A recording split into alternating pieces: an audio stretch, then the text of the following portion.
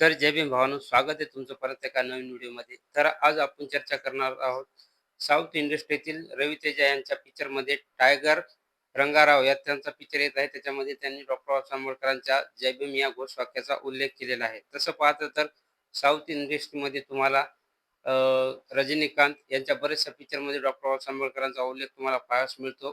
त्याच्यात त्यांचा पिक्चर असो, कबाली असो किंवा काला असो, हे बहुतेक बरेचसे पिक्चरमध्ये ते आपल्या डॉक्टर बाबासाहेब आंबेडकरांचा उल्लेख करतात. त्याच्यानंतर नाव येतं सूर्या यांचा. अभिनेता सूर्या हे तमिळचे एक मोठे अभिनेते आहेत, सुपरस्टार आहेत. त्यांचा पिक्चर तुम्ही पाहिला असाल जय भीम 2021 मध्ये आलेला होता.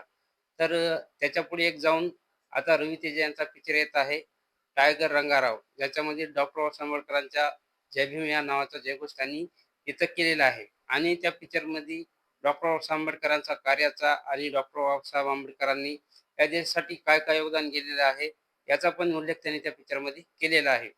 तसं पाहता तर बॉलिवूडमध्ये तुम्हाला क्वचितच डॉक्टर बाबासाहेब आंबेडकरांचं नाव पाहावयास मिळेल.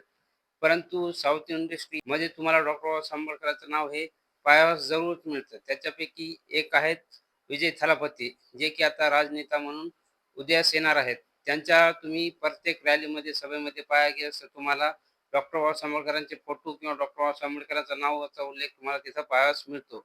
परंतु बॉलिवूडमध्ये तुम्हाला क कधी पण कुठलाही हिरो, जो अमिताभ बच्चन असो, शाहरुख खान असो, सलमान खान असो किंवा कुठलाही हिरो असो, तो डॉक्टर बाबासाहेब आंबेडकरांचं नाव घेण्यास भीतो. परंतु याच्या उलट साऊथ इंडस्ट्री आहे, जे की डॉक्टर बाबासाहेब आंबेडकरांचा सन्मान करते, मान राखते व त्यांच्या विचारावर चालते व त्याच्या विचारावर जास्त करून पिक्चर काढण्याचा प्रयत्न करीत असते. तर भेटू तुम्हाला मित्रांनो पुढच्या व्हिडिओमध्ये. तोपर्यंत जय भीम, नमो बुद्धाय.